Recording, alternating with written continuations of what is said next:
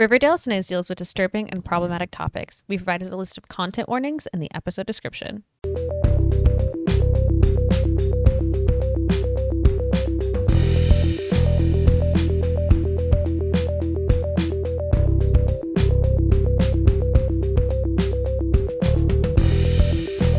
Hello and welcome to Dead Ends. I'm Emily. I'm Brenton. And we have 2 new episodes of Riverdale for you.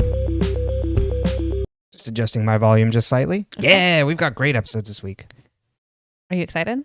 I'm very excited. Are you? Okay, well, actually, I was going to ask what your favorite part was, but I guess we could get to that at the end. Oh, yeah, absolutely. I think actually, the thing I was thinking about is that we're getting a lot of good payoffs for characters that have not gotten a lot this season. Mm-hmm. I feel like we haven't talked a lot about Veronica this season because there's been stuff happening, but it's not been, I think, incredibly enticing, but we're getting good payoffs of her and her family. We've talked about Hermione being in the background. Hermione gets to do something now. So we get Cheryl and Toni. Oh, well, I mean, Cheryl's always being served by the plot, but we get exciting things. Yes, Cheryl and Toni. And then not so exciting things for Cheryl. Jesus Christ, no. It's a horrible. It's absolutely terrifying. Okay. Are we just going to jump right in? I say we just jump right in. Yeah, because I don't have new cast members and stuff this week. So we will just... You don't want to talk about Juniper and Dagwood? Are those their names? Yeah. Yes.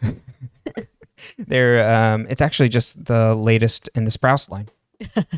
Just twins that end up on television? That's right. Yeah, that's what the Sprouses do. They make twins and they put them on TV. I don't think they have twins. I don't think they come from twins.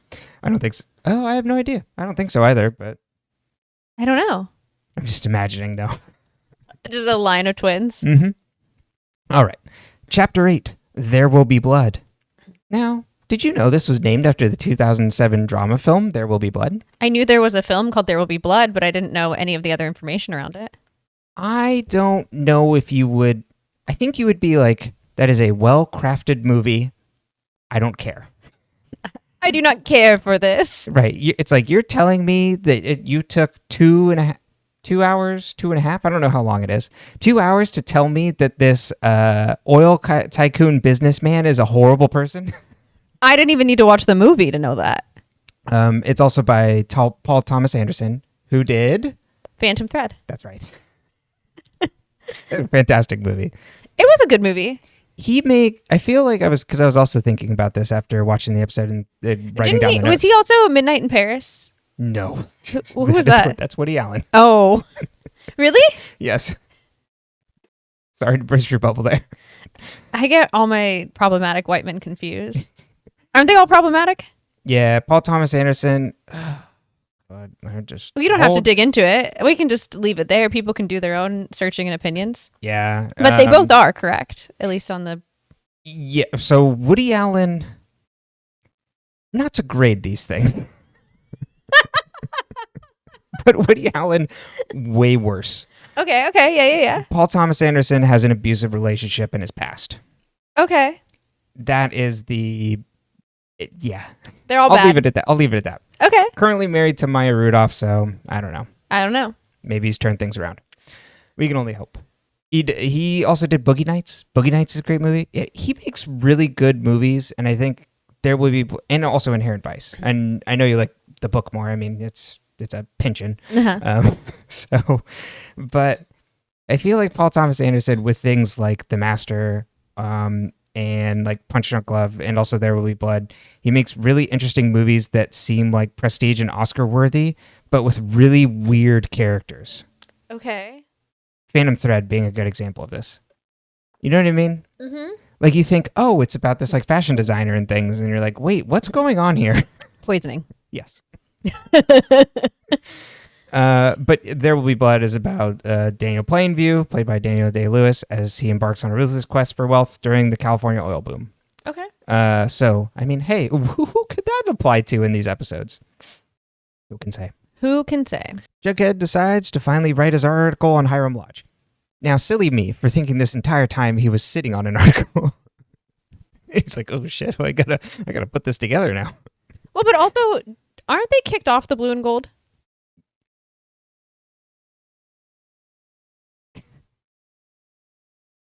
Was it only a 1 week suspension? Oh, I thought they were like forever kicked off the blue and gold. Oh, I think Jughead was supposed to be, wasn't it? I thought both of them were supposed to be. I thought it was Yeah, Jughead was definitely kicked off. Because of all his serpent stuff. flaunting. Yeah.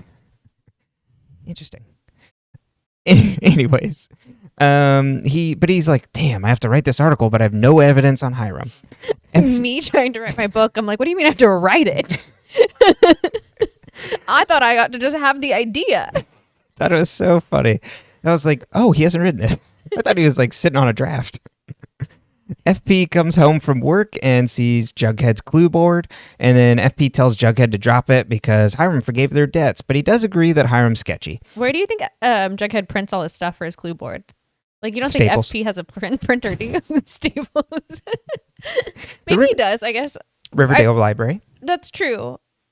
I just was laughing at the idea. Like, imagine this kid goes to the library and is printing out pictures of everyone in the town. That's right. Here's Pop. Yeah, Pop's there like too. The and he's buildings and stuff. And you're like, this kid's making a weird diorama. Someone should keep an eye on that kid.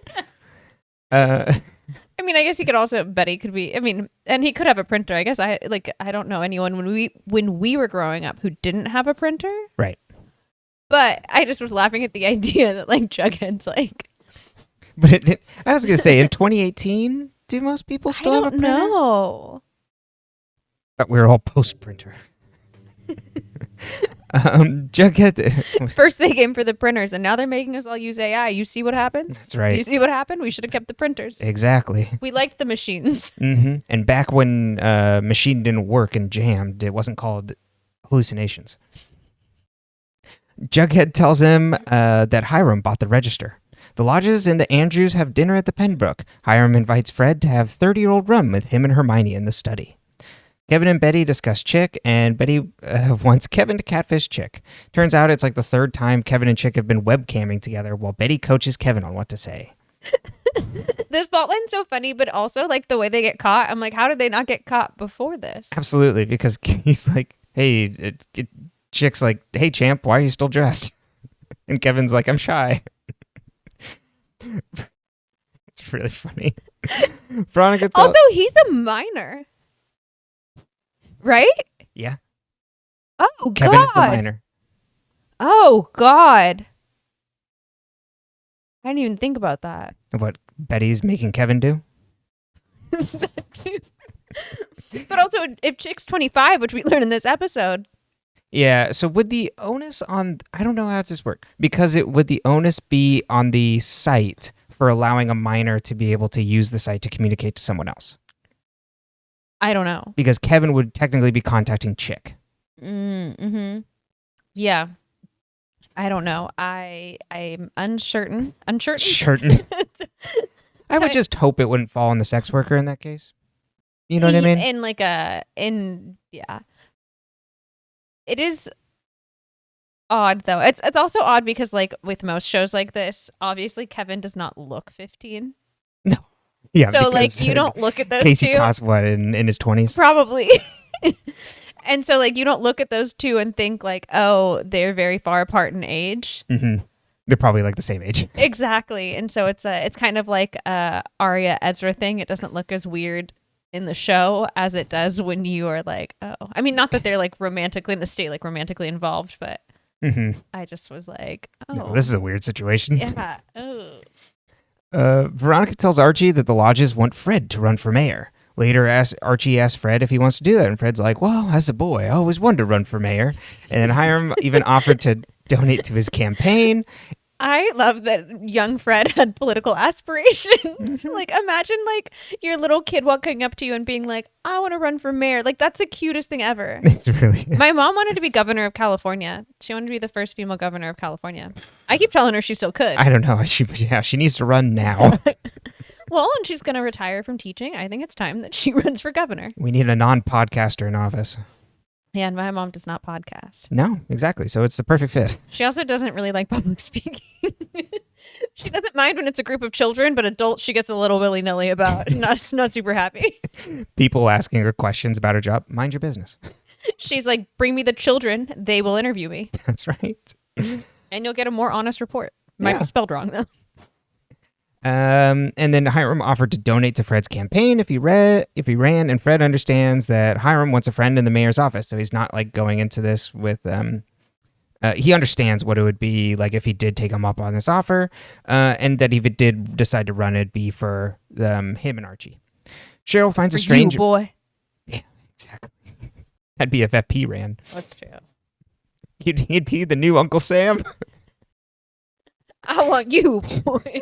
To help me bring home Jelly Bean. Cheryl finds a strange man at her house with Penelope. Turns out it's Clifford's estate attorney, and he had a secret will drawn up. There's a bug on our ceiling. Oh, yeah. It's like a little beetle. The will was held until the investigation into his business was concluded, and the will be read publicly tomorrow afternoon. Do we need to pause? I think we need to dispose of it.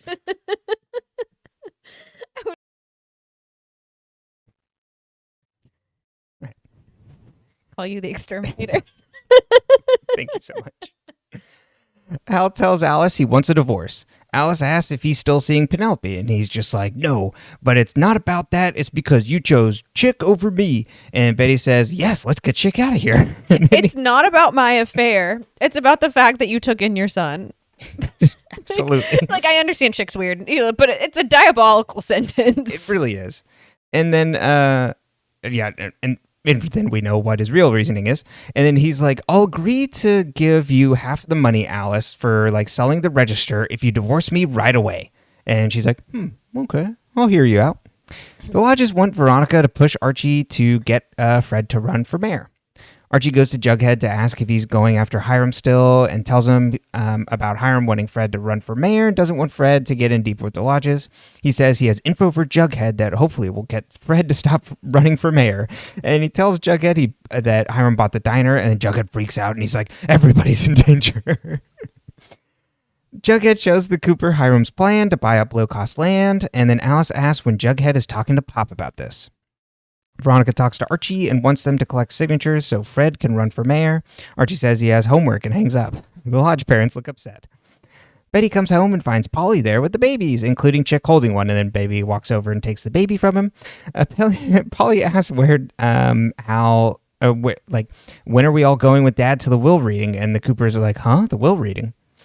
Cheryl picks out an outfit for Toni, who she invited to the will reading. Penelope busts in, and Toni calmly introduces herself. Penelope acts pissed and wants Cheryl downstairs. Fred shows Archie old plans for the Riverdale of the future, Riverdale 2020. It looks like it was designed by Walt Disney in the 1950s. It looks like Epcot.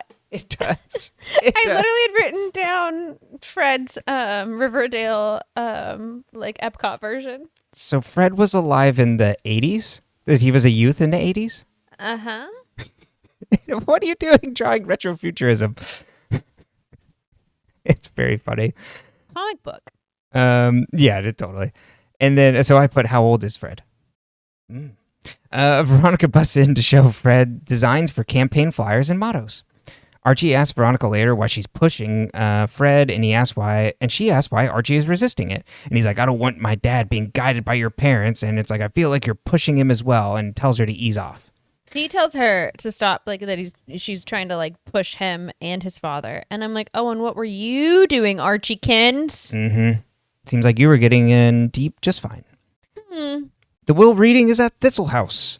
Clifford left Thistle House to Nana Rose. Penelope has left Thornhill, and then Cheryl turns like a burned out husk. Any and all remaining assets will be divided in half. It'll be going to Cheryl and Jason, and then the remainder will go to anybody that has Blossom blood.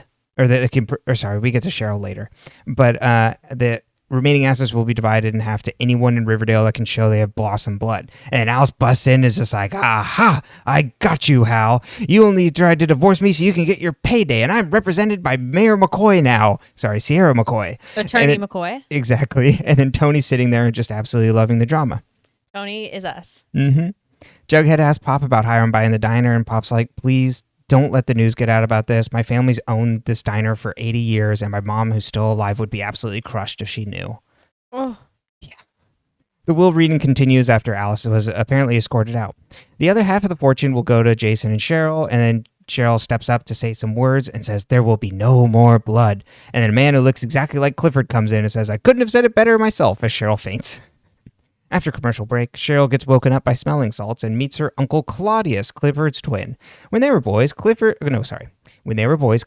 was being primed to inherit the Blossom Empire, and Clifford pointed a gun at him one day, and it's like, the Blossom curse is that one of the twins meet a violent end. But he didn't kill Claudius that day, and instead Claudius ran away. He sailed away to try to outrun the curse. He was a merchant sailor. Merchant Marines, I think that's what he said. Yeah.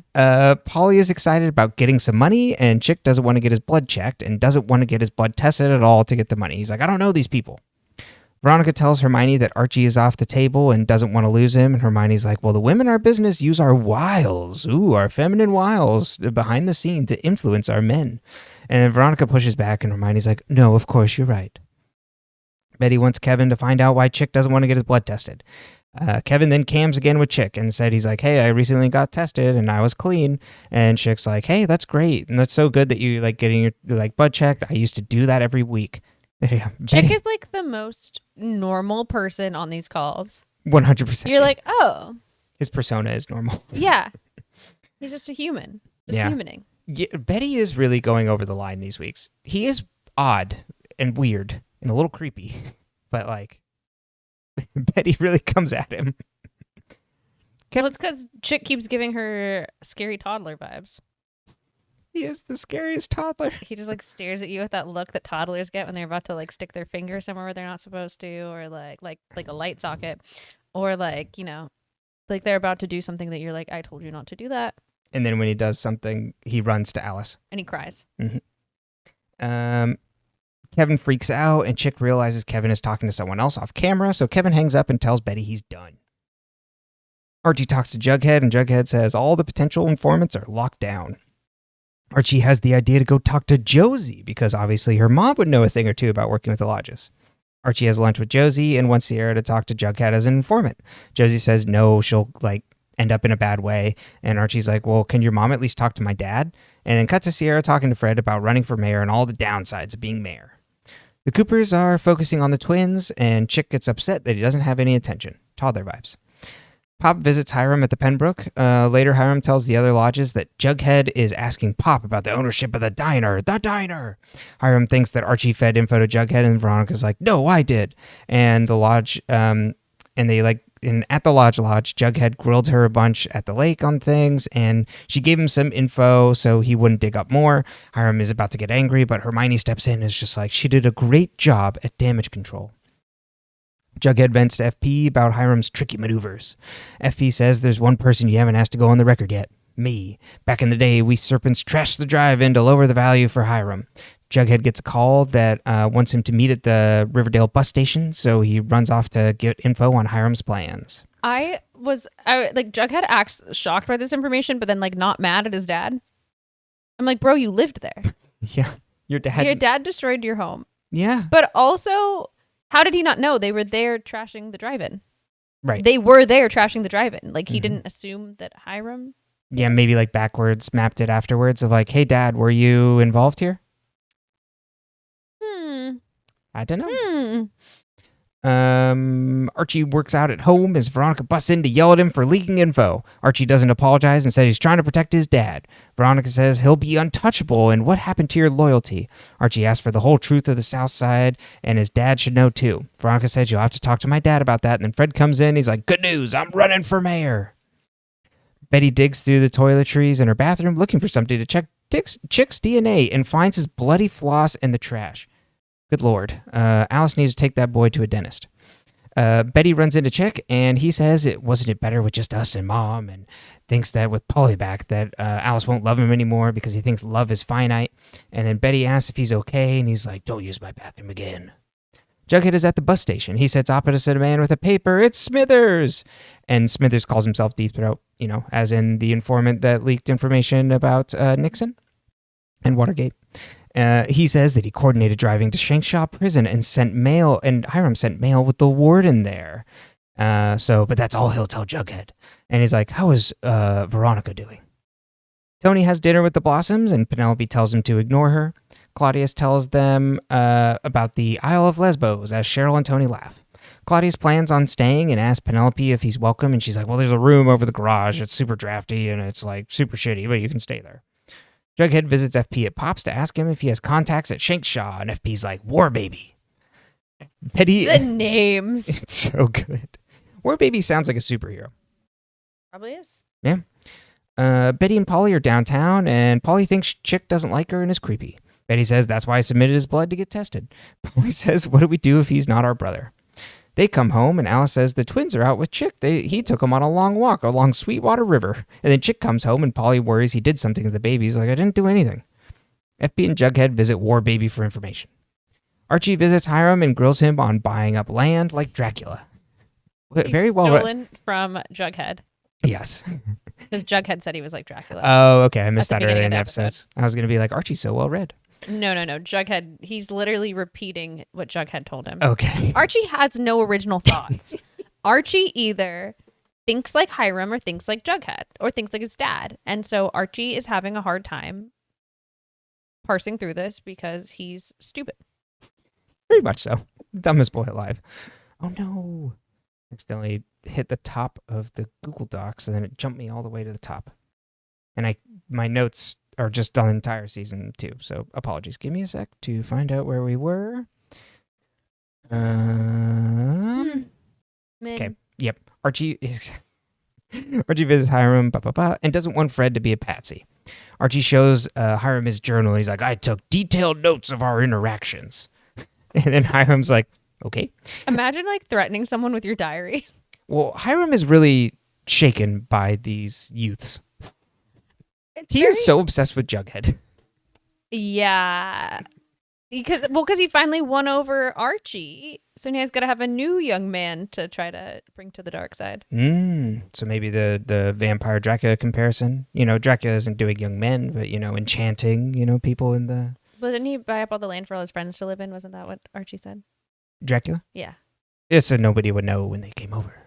But Dracula is also like, isn't he like enchanting women from the local town? Probably. I don't know. I never read Dracula.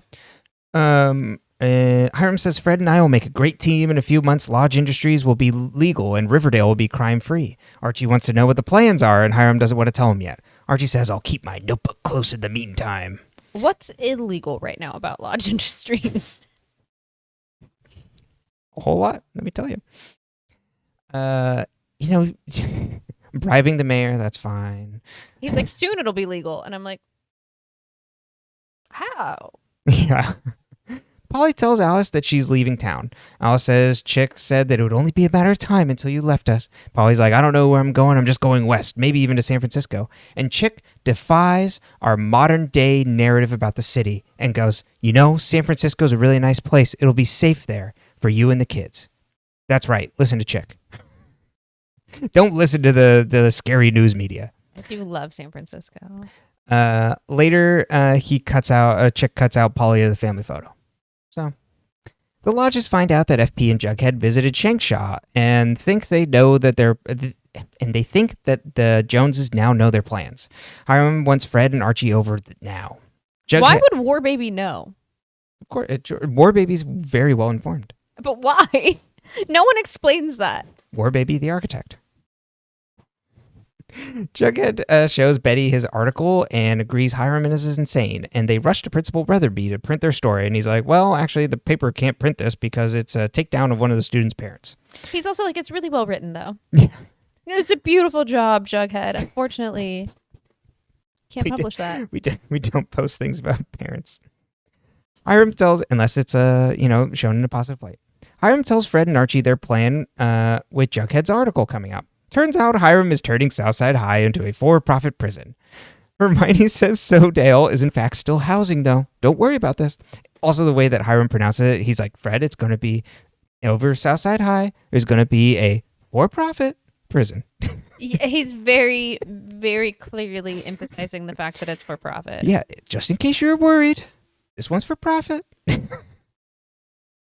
Bananas.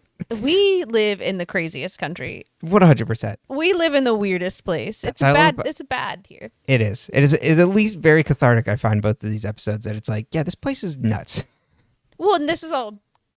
this was 2018, so... Yeah, first time around. And also pulling on a lot of historical things, which we'll get to later. Yes, yeah. Unfortunately, none of this is new. It's just done differently this time. Yeah, the next episode is specifically referencing the Clinton campaign. Fred is pissed. We'll get to it. Okay. Which Clinton campaign? The Bill Clinton in 1992. Woo! Yeah, that was a lot. Okay. Because it's named after a movie that is not about Bill Clinton, but is about Bill Clinton. Okay. Yeah. Oh, this is what you were trying to tell me last night when I was so tired. And I was like, please stop talking to me. I love you, but I can't listen. Yeah. We'll get to that. Brenton brought up famous people that I had showed him and he was like, you know who these people are? And I was like, I've never heard these names in my life. I'm like, oh, how fun this will be to be able to tell her this, that they were like working so late together. And she's just like, I hadn't slept good. No, it was not your fault. Fred is, it was. I mean, you were tired. Yeah. Fred is pissed and says, you only told me because Jughead's story's coming out. And he's like, Archie and I are living. Archie's like, actually, I want to hear Hiram out. I thought you said Archie and I are living. Like we're living. Living in the moment. The lodges hold a press conference and turns out Hermione is now going to run for mayor. And, well, we lost all our other patsies. Wife, get out there. Fred gets a package and then find it's a package of his buttons for his campaign. Claudius and Penelope listen to the conference over the radio. He wants revenge on the lodges, and Penelope's like, first Nana and then Cheryl. And he's like, yes, our house must be put in order as Cheryl hears from around the corner. Betty shows Chick the DNA test, and it turns out he isn't related at all. And is like, who are you? Hiram talks to, or he doesn't have any blossom blood. He doesn't have any blossom blood. Yeah. Hiram talks to Archie and says he should have told Archie and Fred sooner. And Archie says, I understand your point of view now since all the crime these past 2 seasons. And Hiram pulls a big knife and says, this is a tradition of my family and you can't undo it once you do. And Archie's like, I'm certain. And they cut their palms and make a blood pack over his journal, which he then throws into the fire. I was like, you're going to use that after Hiram? You're going to use the knife after Hiram? Bloodborne illness lessons not taught. Not in Archie's mind. Hermione then finishes her speech, and Jughead says the lodges won and time had run out on Riverdale. The end. Okay, so I had written that in my notes. I actually did have a theme for this episode. Oh, so there you go. Timing. Mm-hmm. It's all about timing. This episode is all about timing. It's about the release of information and timing. So Jughead is against the clock, trying to get this story out and together before things happen. He's like, I gotta do this. And then he finds out about Pops and he's like, I gotta put this out.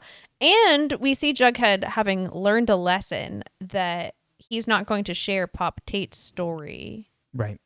Because it's not his story to share. Mm-hmm. Hey. Look at that. Good job. We're proud of you. 1 point for Jughead. These episodes are very good for Jughead. You're like, oh yeah, I remember why I liked this character. Oh, absolutely. He's great across both these episodes, and we'll get to my favorite scene in the next episode. Mm-hmm. So we have that. We have Polly, who is, and both the missing Coopers, if you were, the prodigal daughter and father. They both are there specifically for timing. He wants this divorce at a specific time so that he can keep the money. Oh, Polly is there because she wants the money. It's all about that. She's only there because of the timing of this will reading. Right. This will reading is done at a certain timing. And wait, will reading is. So like it was like a certain time after his death. Right. There's specific, and it had to be not ruled. It had to be resolved or whatever. You know, it couldn't be ruled a homicide. Or I don't really know what his whole take was, but allegedly. Yeah, I guess clearing up his criminal affairs. I don't really know. Oh yeah. That's what it was. Yeah, it's his drug running. Mm-hmm. But like clearing the syrup business of not being drug running. Exactly. Then you get Claudius arriving. That's obviously very specifically timed. I had forgotten about Claudius. Me too. It's so you know what? I love it though. I love having it's like, well, we like working with this actor. Let's bring him in as a twin. Well, and we have Blossom twin curses. So the great grandpappy Blossom.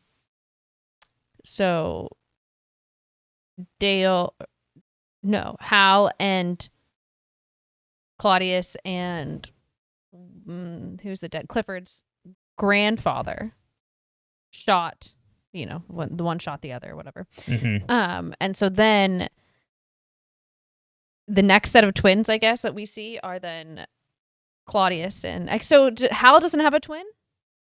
Does he really have? Do you really have Blossom blood if you don't have twins? So then the incest babies, are they twin? They have names. Juniper and Dagwood. So I guess it makes sense they're twins because like both sides, like the Blossom blood and the twin, like I assume the twin thing is allegedly hereditary. That's right. In the show. Mm-hmm. I don't know biologically how. I think that's true, but I don't really know. Any science brought up in Riverdale should just be immediately discarded. But this show loves a Blossom twin, so it works. Oh yeah. Mm-hmm. Absolutely. And that they meet like a violent end, usually at the hand of the other. Mm-hmm. So it's like Cain and Abel in this family. But it's not because no one else has that we've known. Yeah, I don't know what the curse is. I don't think it's real. And it only gets brought up in this episode. Yeah. So you think it's just a story that Claudius has? Yeah, that Claudius, or maybe Clifford. Yeah, I don't even know if Clifford really threatened him with a gun, even. Yeah, maybe not. He could have a completely different reason for running off. Although Nana Rose seems to be upset that he was gone so long and hasn't seen him. I don't know why she is, though. No, he's trying to kill her. But so there's a lot of timing involved in that. Obviously, Claudius and Penelope now have specific timing that they're trying to do to get their, quote, their house in order. And I'm like, you just told him he could sleep above the garage. I'm very confused. Like, why put on a front? I know. But she's she's very involved with him. So then we have Chick's timing, and Chick doesn't want to be involved in this Blossom blood thing because Chick knows his time is running out. Mm-hmm. Because he is not a Cooper. No. Which means he's not a Blossom. Mm-hmm. Thanks to the very convoluted family tree. Well, actually, this is not Pretty Little Liars level of convoluted yet. Oh, no.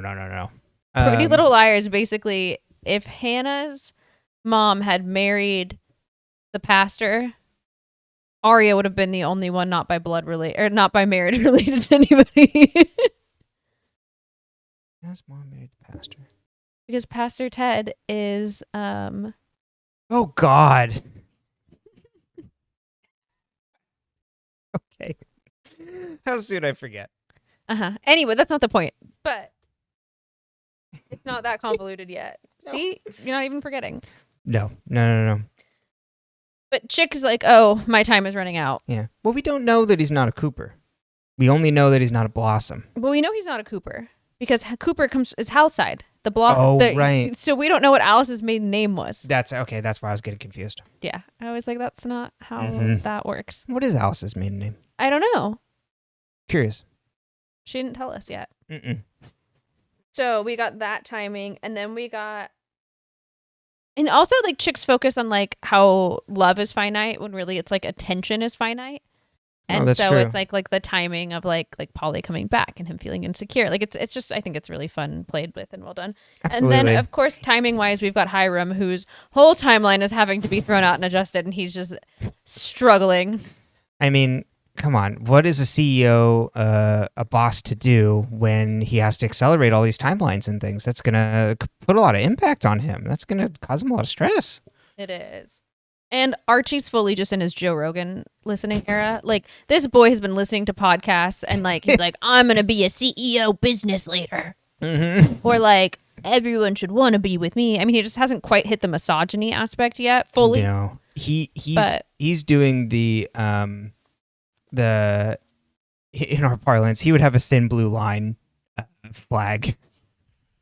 He'd be like, well, I mean, we really need to crack down because there is a lot of crime. Archie, actually, to counterpoint Chick, would be posting about how dangerous San Francisco is. Yes. And what's crazy, too, is who's broken a lot of laws doing things. Who had street fights and an illegal gun and created a boy gang. That's right. Yeah. But isn't that the whole ideology? Hypocritical. I think the other interesting timing thing is like Fred and like this like, oh, I've always wanted to be mayor, and like here this opportunity is being presented to me, and like should I do it? And when he gets those buttons at the end, he's gonna run. He's gonna run. You see him get those, and you're like, oh, Fred is so good. He is the hero. And he gets even better in the next one. Do you think the show intentionally was like watching the way that I hadn't really noticed it quite yet then, but like almost like incel culture and the way boys gravitate towards these like really toxic masculine people even when they have a good role model at home? Yeah, when they have like a good, decent human being at home who's like, no, you can be better than this. I think you can at least. If not, that's how I interpret it now. I think about it about how like the Andrew Tate, Joe Roganification of our young men, and how they are destroying our culture and ruining so much progress we've made, and actively hurting these boys too, because like some of them outgrow it and some of them don't. And one, it shouldn't be something you outgrow. You just shouldn't go down that path. But if you are, turn around. You can get off. Yeah. Not like any of them are listening. But this is obviously the podcast for them. You put me on right after Joe Rogan. Listen, if they did, yeah, turn it around. You can be better. You don't have to be like that. Absolutely not. But I think that you don't have to be miserable. Yeah. Well, and they're so the victim, and they want to so badly be the hero, and they want to feel like they're better than everyone else. And it's just like it plays into all those insecurities of being like specifically like a young, like really impressionable mind. And then it sinks in so deep that I'm like, how do you get it out of them? And also it's so sad because it's just like, it makes them miserable fucks. Yeah. 100%.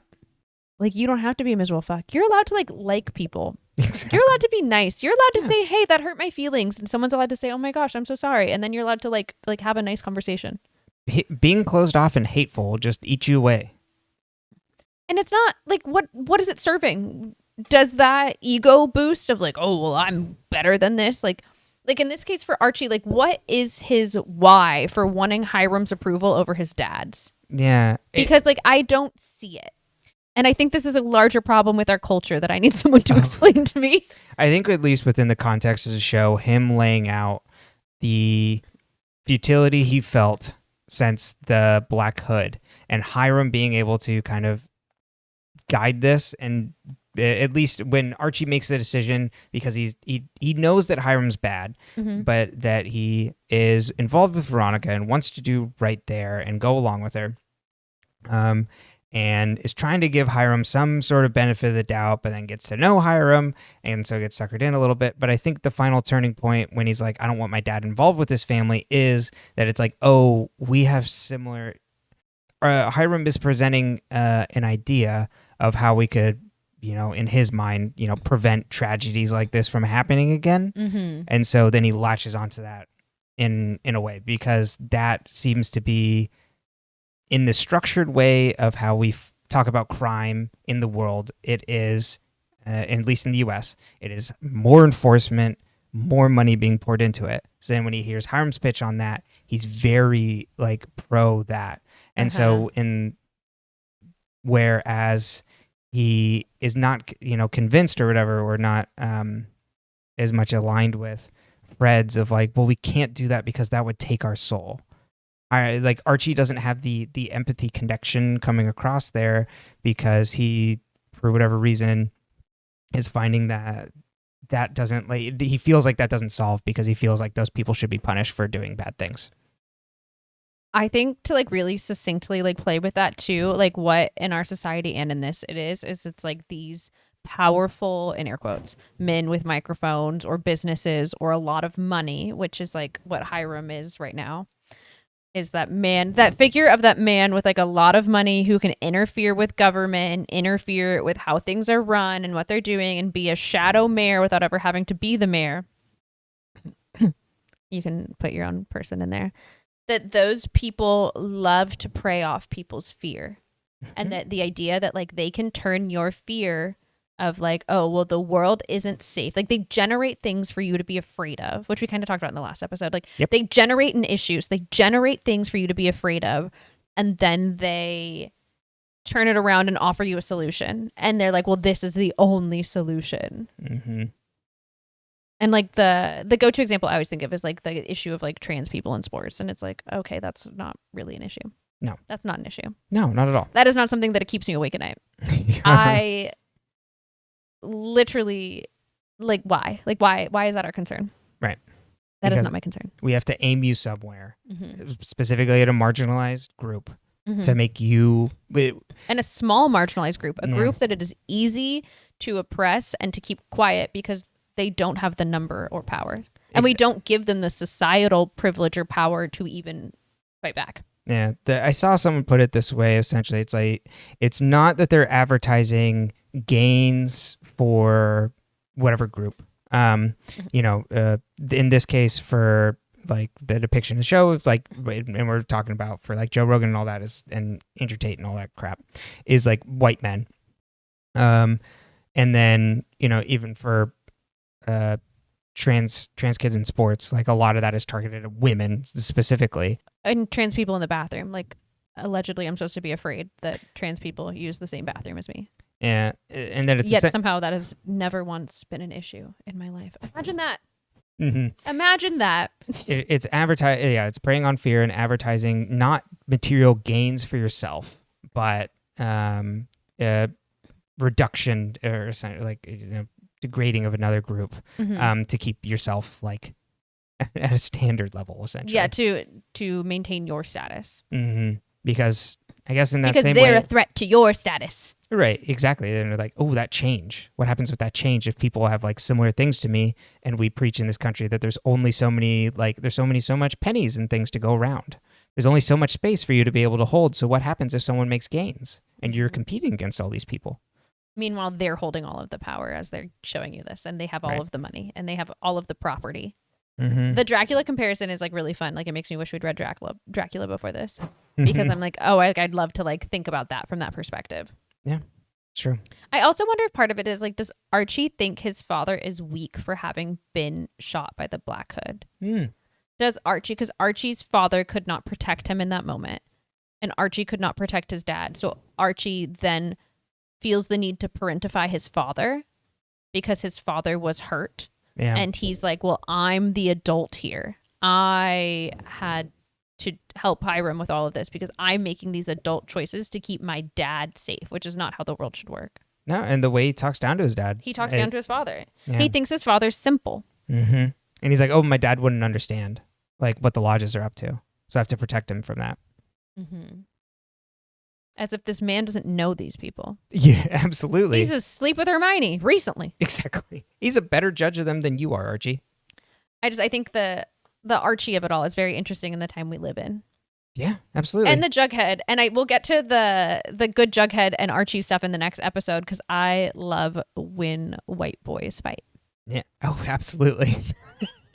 And yeah, just to reiterate context, I mean, this is the same show, same season where they had an episode that was in response to Me Too and things. So I think you're probably right that it is. They're looking at the modern landscape of this sort of stuff. The 2018 version of this. And while the next two episodes are more about like going after poor people and marginalized groups and not necessarily women, it's a similar and similar kind of things going on at around that time. Well, and conversion therapy. Oh yeah, we'll be getting to that in a little bit. Yeah. Well, any other thoughts on this episode? I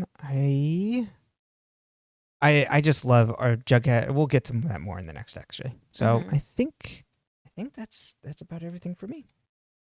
All right. Chapter 29, Primary Colors. All right. So this is where we'll give that background I was promising in the previous episode. So this episode title comes from the 1998 film, which was written by Elaine May and directed by Mike Nichols. See, I think I found this really confusing because you said it that way and you didn't say, oh, Nichols and May were involved. Right. And then I would have been like, oh.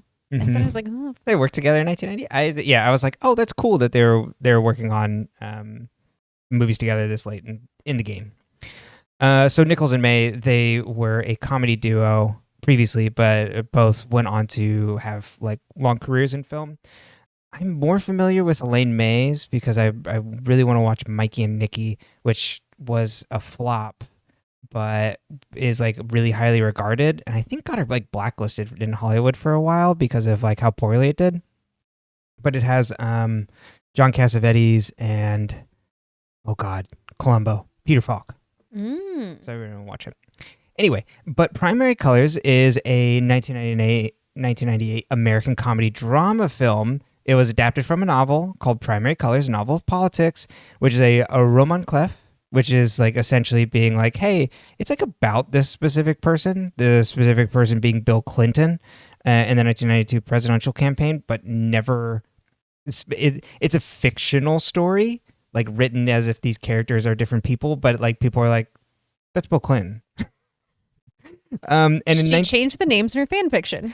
Elaine May didn't. Oh, this is the original author, yeah. Okay. Which was journalist Joe Klein, because when it was published, originally it was published anonymously, but then in 96 was revealed to have been written by Joe Klein, who had covered Clinton's campaign for Newsweek. Oh, so the inside scoop. So I got like a summary of the book. It's like an idealistic like congressional worker joins the presidential campaign of a Southern governor, Jack Stanton. Who could that be? And then, a thinly disguised stand-in for Bill Clinton. And then it follows the primary election calendar beginning in New Hampshire and Stanton's affair with Kashmir, his wife's hairdresser, and his participation in a Vietnam era protest come to light and threaten to derail his like presidential prospects. And then Stanton revives his campaign by disingenuously portraying his Democratic opponent as insufficiently pro-Israel and as a weak supporter of Social Security. That's the Democratic Party. That's a Democratic Party in a nutshell. We got to support Social Security. We got to support Israel. Jesus Christ. Which pro Social Security? That's what it's like. These two things like are somehow compatible. That's what I was trying to say. Yeah. Okay. I was like, let's make this really clear. We love Social Security. Exactly. We love her. We think she should be funded. And free Palestine and stop bombing. Yeah, Jesus Christ. Just recent news of like how much bombing has re-engaged and stuff. And it's like, is this breaking the ceasefire? Yes. Mm-hmm. Sorry, I'll get off the soapbox here, step to the side. Burton becomes increasingly disillusioned with Stanton, who is a policy wonk, who talks too long, eats too much, and is overly flirtatious toward women. Stanton is revealed to be insincere in his belief, saying... Wait, do people think Bill Clinton ate too much? Because like that's... I think he was like... Was it because he was bigger like during the time? So I don't know, actually. No, I just think it's like really... Like of all the things to critique, it's like... He eats too much. Like the others are like, okay. Yeah. That is also the 90s in the nutshell. Stanton is revealed, and then matters kind of come to a head. Stanton will say whatever will help him win. So then on a different note, Nana Rose in this episode is poisoned by tannis root, which is a fake plant created by R11 in Rosemary's Baby, the novel. Okay. So I thought that was funny. Okay, now on to the summary. Of the episode. Yeah, exactly. Okay. Of the episode, yeah. So I think you can understand, actually, from the book summary, maybe what they're kind of getting at in this episode. That there's going to be like some political stuff, and maybe like some people at the inside are going to like maybe release some information, and like people that have been like yanked around are going to be like angry about it. Mm-hmm. And they're saying anything they can to win. Yeah. Betty yells at Chick and calls him an imposter. Alice tells Betty that Chick's real father isn't Hal. Betty's like, then who? And Alice is like, well, it's none of your business because the father isn't going to be on our lives. Alice hugs Chick and he smiles creepily at Betty. My mom loves me. I'm an evil 3-year-old. That's really the vibe. Hal interviews Hermione for a mayoral campaign while Veronica and Kevin are there. Hermione tells him about prison. Hal asks her about Hermione tells him about the prison. Sorry, not just prison in general. The prison. I was like, was she there? Yeah, you're like, what would she know about it? Don't they need to talk to Hiram for that? Yeah. Hal asks her about the prison going up over the school, and Hermione's like, that's such a good question. I'm so glad you asked. 25% of the profits are going to go to education. We're gonna add a new wing to Riverdale High. Oh my God, it's so scummy. Hal asks if Veronica will run for student body president just like her mom. And she's like, well, maybe, but I have to help out with my mom's campaign first. And Hal's like, we have a special guest. Bravo's Andy Cohen. And then Andy Cohen comes in and he's just like, I am so happy to endorse my friend Hermione. God bless. I love it. Do you want to just come to a guest spot, Andy? Hermione and Veronica debrief alone afterwards. And Hermione's like, well, the town will see us as the enemy, so after the endorsement, we need to keep our heads down. Archie talks to Fred about the prison. Fred says it'll rip the soul out of Riverdale, and he's separating ties with the lodges. And Archie's like, will they let you, though? And Fred's like, I'm not asking for their permission. Yeah, hell yeah. Jughead digs in Veronica. Oh, okay, actually, I'll save this spot for later. We don't need to do the discussion. Jughead digs into Veronica, and Betty says she didn't know anything, right, Veronica? She didn't know about her parents' plans. And then Veronica's like, Archie, can you step in? And Archie's like, yeah, no, she didn't. And Jughead says he's going on a hunger strike to get Southside reopened. And Archie's like, well, good luck with that. Ethel comes up and pours a milkshake on Veronica for his family's crimes against the town. Josie and Kevin watch and laugh. Veronica cleans up in the bathroom, and Betty asks if she's okay. And Veronica's like, yes, I'm okay. I just need to remain calm. Reggie puts up posters for his run for student body president. His poster kind of looks like Obama's. He asks Veronica if Hiram will be the first person in... He asks Veronica if Hiram will be the first person in the prison he's building, and Veronica winds up and punches him.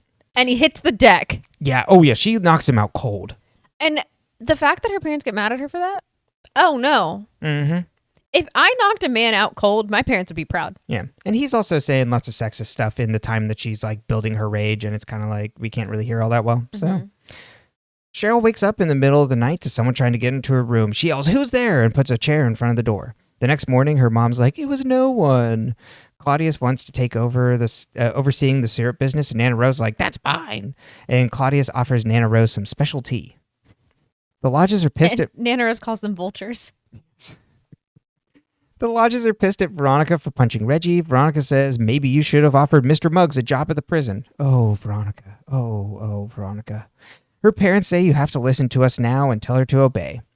Veronica announces to her friends she's running for student body president. Jughead's like, oh, God, your parents take over the town, and now you want to take over the school. And she's like, well, my parents actually don't want to run, actually, and wants Betty to be her running bait, which Betty says yes. Toni tries out for the Vixens. Well, no, she just doesn't dance. I thought it was a tryout. And then Cheryl's like, wow, it was so good. Everybody leave. And then everybody goes home except for Betty, Veronica, Josie, and Toni. Out, but it's just like, no one's going to like outdance her, so she can stay. She tries out, and she's already in the inner circle. So good for her. And then Cheryl demands them all to a sleepover at her house. She's having a mandatory sleepover. Fred tells Hermione about breaking up their business dealings, and Hermione's like, well, of course, our lawyers will have to be involved. And he's like, yeah, I figured. Archie talks to Hiram about Jughead's hunger strike, and Hiram's going to accelerate his timeline on the prison and wants to send Jughead a message. Imagine.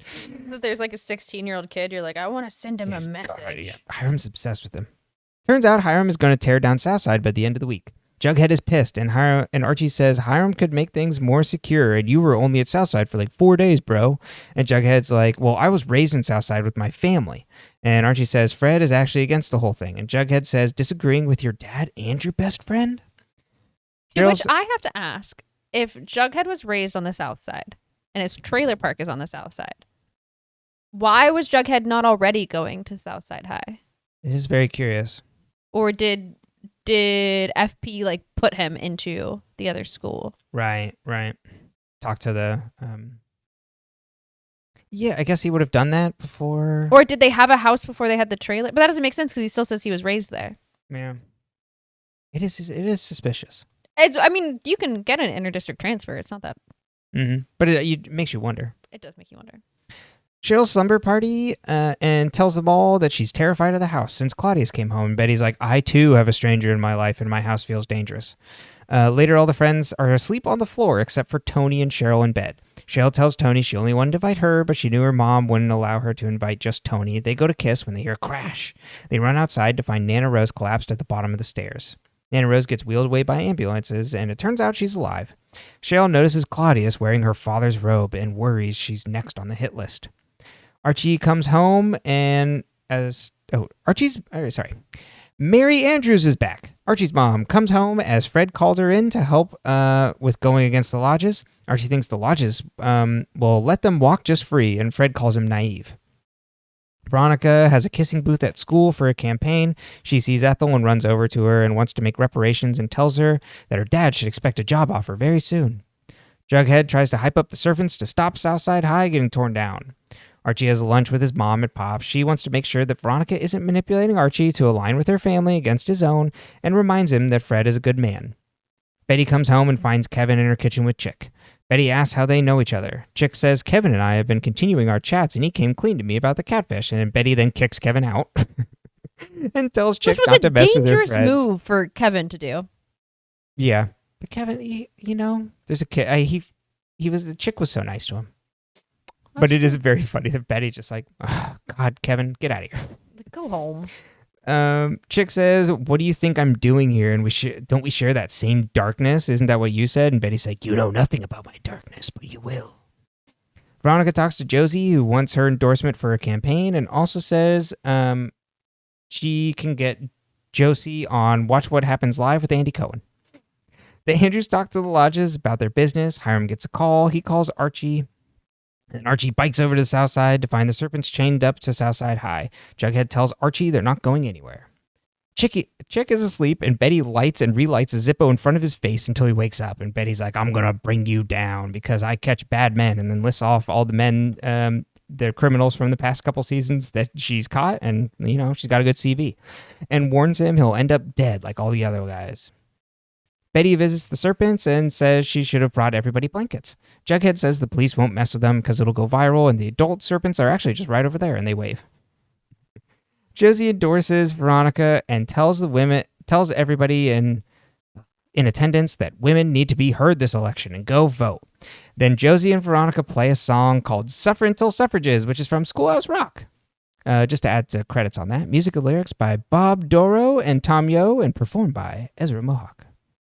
And then Ethel passes out flyers on Veronica saying she's a liar and knew all about the construction and her parents buying up Riverdale. Betty storms out. Turns out Josie gave Ethel the intel and tells Ethel us girls gotta stick together. Hell yeah. Veronica finds Betty alone in the bathroom, and Betty's like, you lied about your parents' work and knowing everything, and tells her she can't be her running mate anymore because she can't trust her. Veronica comes home to her mom and says she heard from Weatherby on her running for president and the flyer coming out, and asks her why. Veronica says, well, I have to deal with what you and Dad did, and I need protection from everybody who hates us.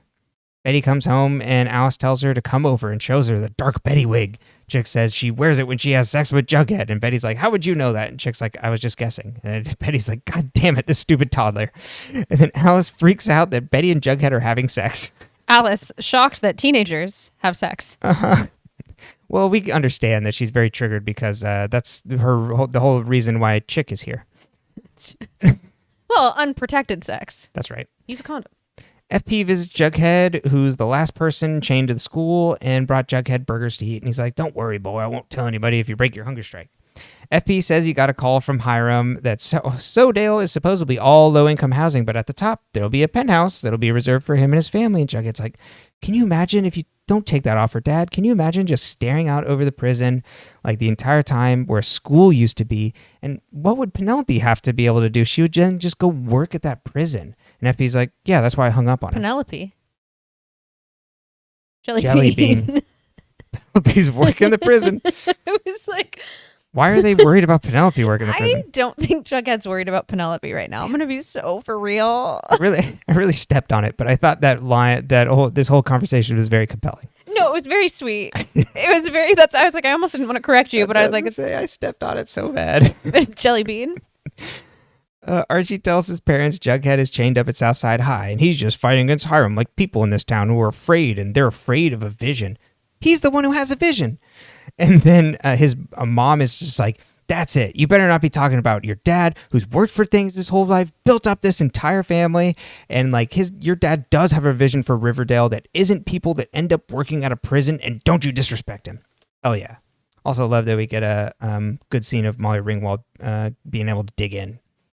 Alice asks Betty if she's being safe with Jughead, and Betty's like, yes. And Alice is like, well, I wasn't, and I know how alluring the Jones men are. And Betty's like, is FP Chick's dad? And Alice is like, no, Chick is your brother still, though. He's odd, yes, and don't you think I don't see it, but he needs us, and he hasn't had any love he hasn't had any love at all for the past 25 years. Cheryl visits Nana Rose at the hospital. She asks the doctor if the blood work came back, and he's like, yeah, she ate tatus root, which is odd, but your mom and uncle said they've seen her when she has her sundowners out in the greenhouse and eating some. And Penelope comes up and escorts Cheryl away.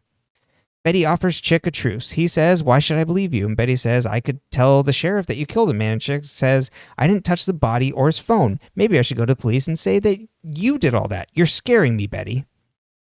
Cheryl gets driven home by her mom and says, you paralyzed Nana Rose, and push her down the stairs. And Penelope's like, well, you've lost your mind. You leave us no choice, and they'll make you all better.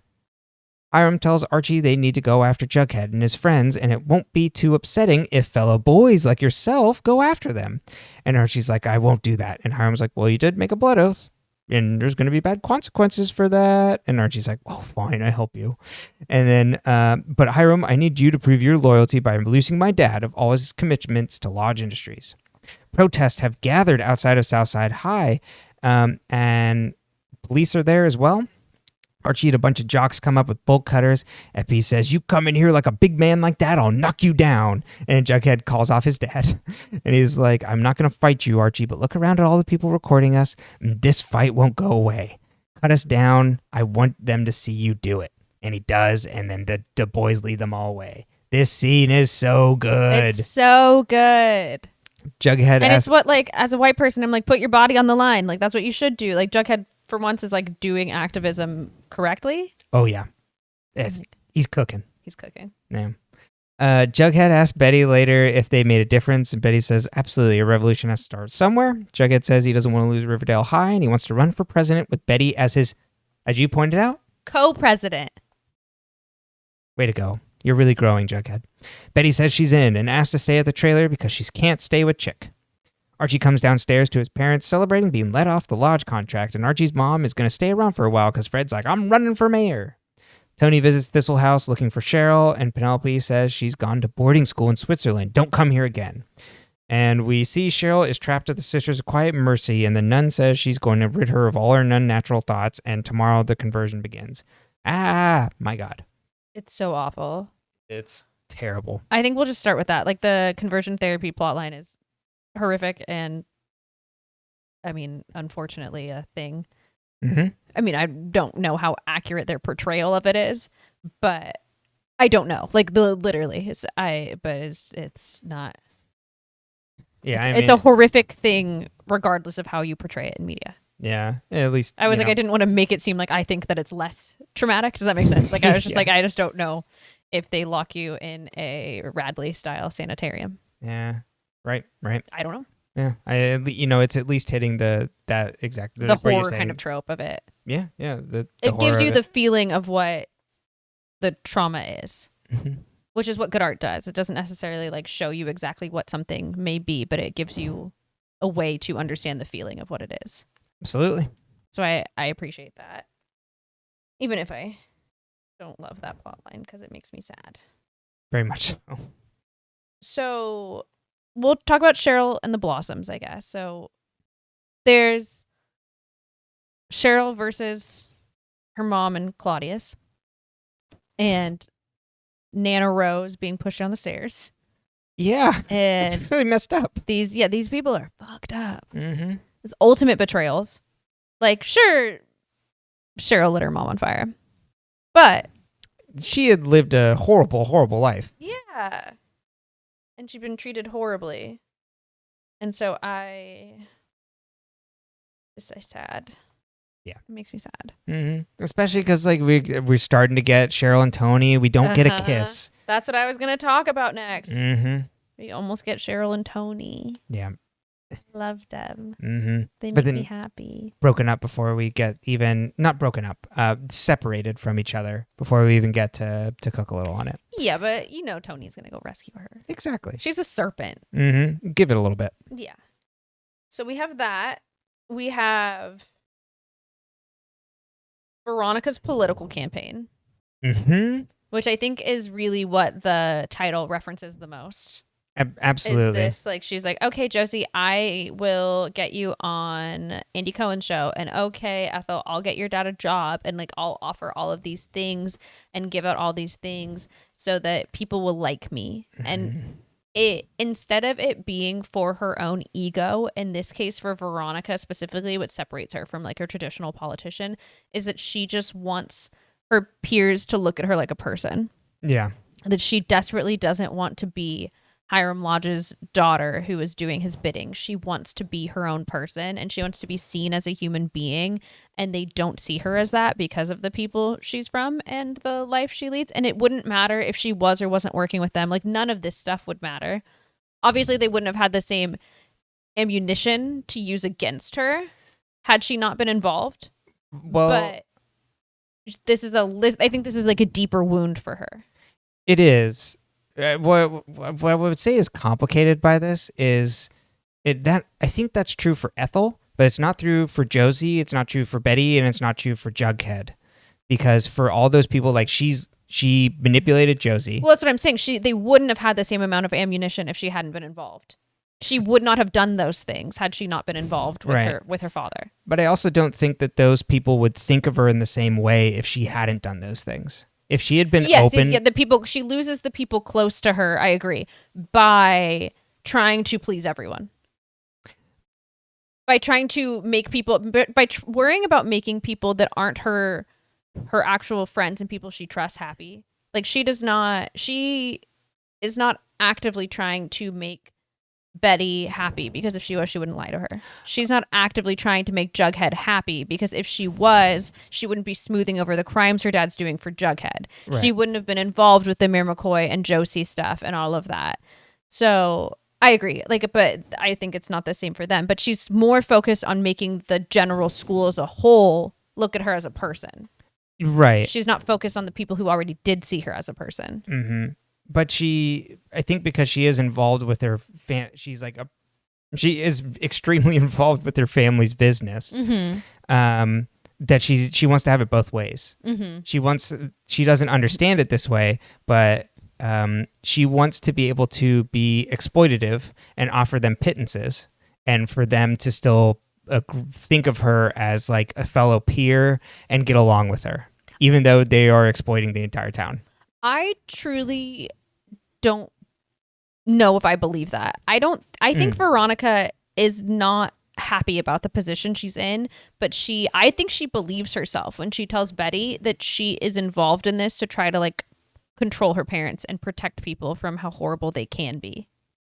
I don't think Veronica is happy about the way her parents goes about things. I think she's naive in some of the ways. Yeah. Like, I think she does not understand why Jughead is so upset, for example. Like, I truly think she does not understand. Like, I don't think which is not an excuse. It's just like a fact of her perspective. Like, I don't think she gets what she's doing, which is very harmful. This is not to reduce the harm that she does either. Mm-hmm. But she does not see it that way. Yeah. I think, and bringing Archie in is kind of like her way of trying to like you said, like have it both ways, but it also, Archie is too unopinionated to really be helpful for her. So she's kind of like, even though she brought him in, she doesn't really have anyone on the inside who understands. No. Because like Archie doesn't understand. Yeah. And, going back multiple episodes, going back to confirmation, she thinks of him as this pure, like, good when he is absolutely not. Mm-hmm. She should be looking at Fred as like a guiding light. And so that also compromises everything she's doing. Mm-hmm. So yeah, I completely agree with you there. I just think it's interesting that she focuses so much on like, I need this like protection from everyone else, that she then loses the people who would have protected her from everyone else. Like Betty protects her even when Ethel throws the milkshake. Betty's like, "Oh, I'd be more mad than you are." Like she's still willing to stand with her because she doesn't know just how deep the betrayal is until later. Exactly. Uh-huh. And then it gets to the point where she's like, "Well, I can't trust you." Yeah, because she's been lying to him the whole time, and because lying by omission, if nothing else. Exactly. And trying to figure out, because she doesn't.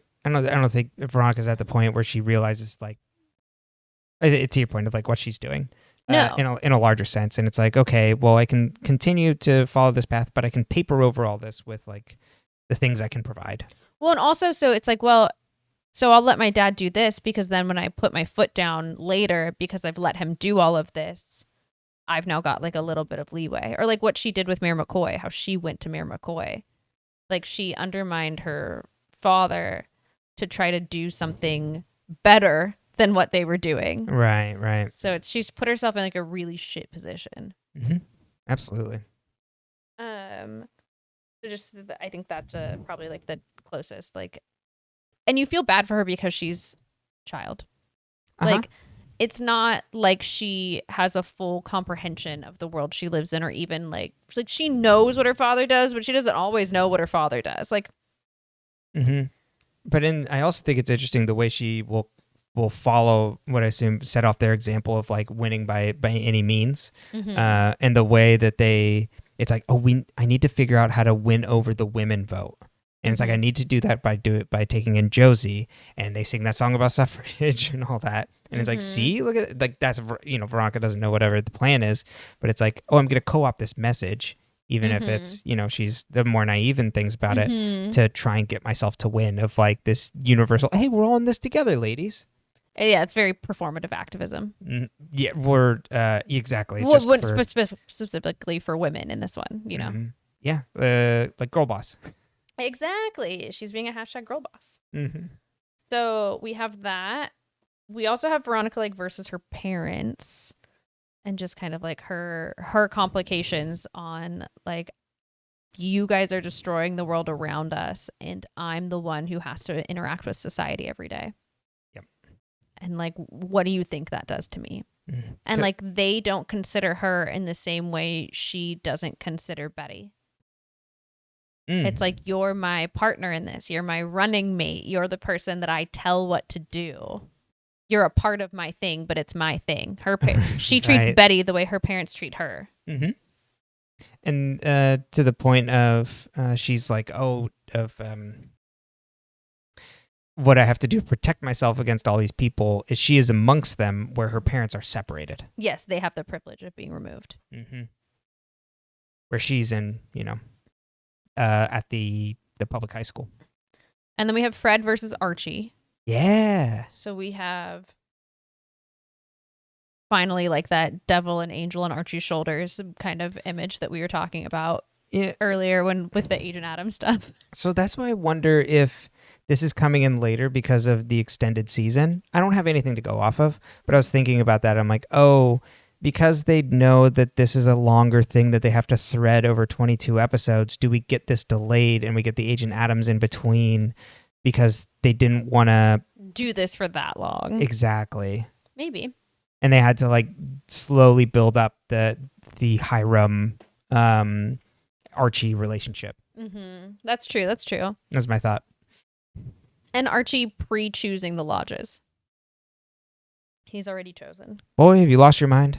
And when Fred's like, okay, we're leaving, and Archie's like, I'm going to stay. You're just like, oh. And I love at the end when it's like, his dad's like, I'm running for mayor. And Archie's like, oh, God damn it. Like, I made a blood pact. Like, can you not? This is going to put me in a really bad position.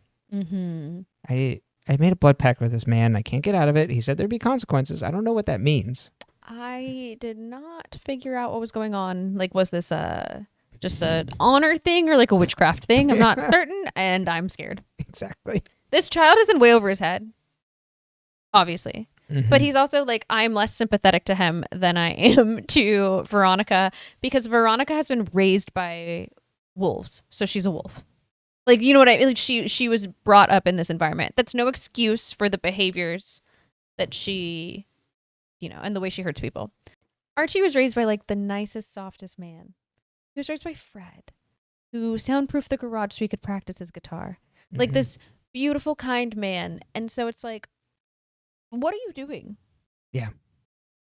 He makes the choice, and he even makes the choice to be Hiram's enforcer later. And that's where it's like, okay, you're willingly doing his dirty work. Then let's... And that also that he's with Veronica, we get more of like, I know this is horrible and what my parents do are horrible, but like, this is the world I live in. Mm-hmm. Whereas Archie's like, I agree with this prison thing. I think that's the other thing is the wool is like completely pulled off of both their eyes, but Archie's still like, well, I like the view. Exactly. And you're like, what?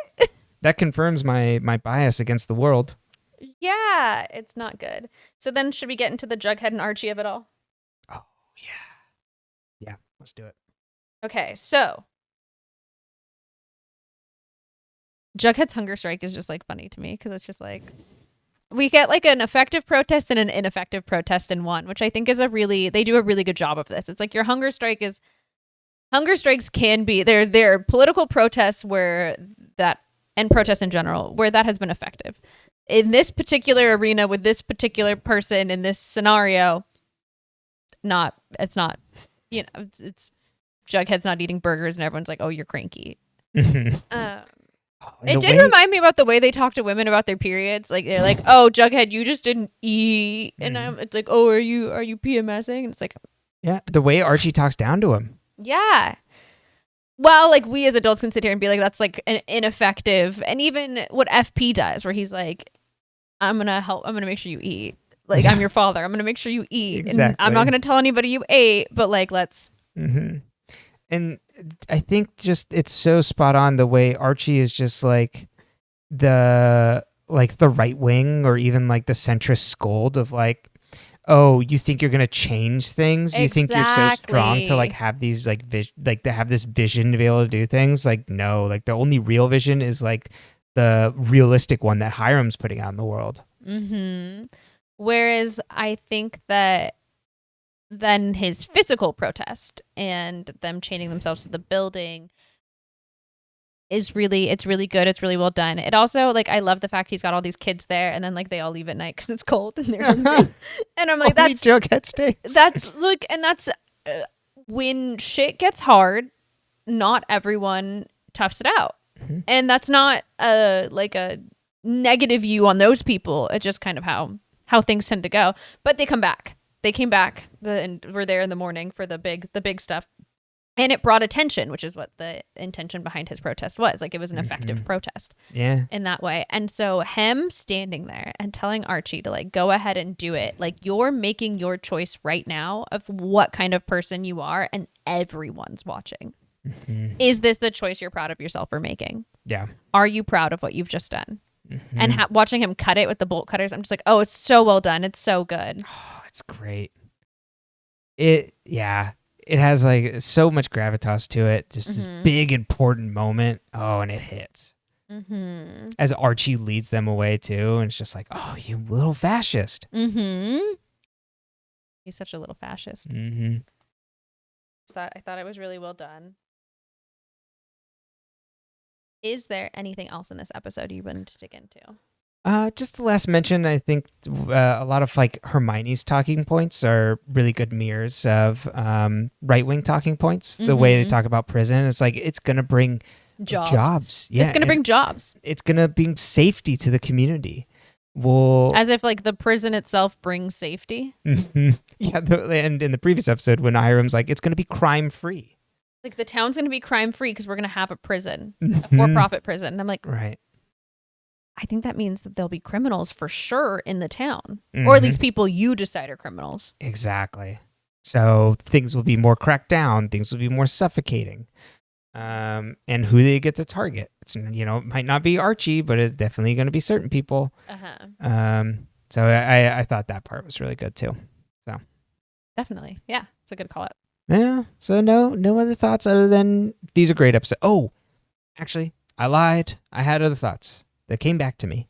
I think I've been enjoying season 2 more than I think when we originally watched it. And I was thinking, I'm like, oh, it's probably also because of the pace, because we've kind of had some like lower weeks, like that we're like less interested in stuff. But I think and then we've had like weeks where it's like 2 episodes back to back, incredible. And then, so I think because we're moving at a faster pace, I'm like, oh, like I'm getting along with the season a lot more than I did when it was just like week to week on TV.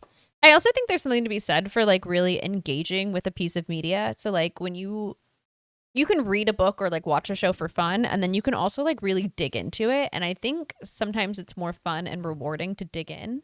And I wouldn't say we're getting like super deep. Like I think there are probably people who could take these reference points and really like look into all of the reference points in the movies and like extrapolate every single one's meaning. And if I did that, you would be here for the next 10 years because I can't stop talking.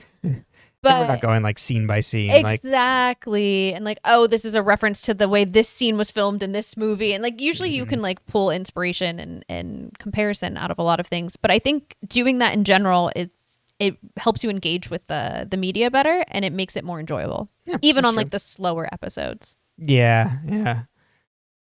Excuse me as my voice cracks. Yeah. Yeah. Any final thoughts? No, that's it. Well, so you can find this podcast in audio version on all your audio podcast platforms of choice at Dead Ends. You can also find us on YouTube at dead_ends. You can also find us on Blue Sky at dead-ends. And then you can also send us emails if you have thoughts on the episodes, thoughts on Riverdale, and things. We'll read it on air at deadendspcast@gmail.com. You can also leave comments on our YouTube channel and our YouTube videos because we love engaging with people there. So please do. Please send them.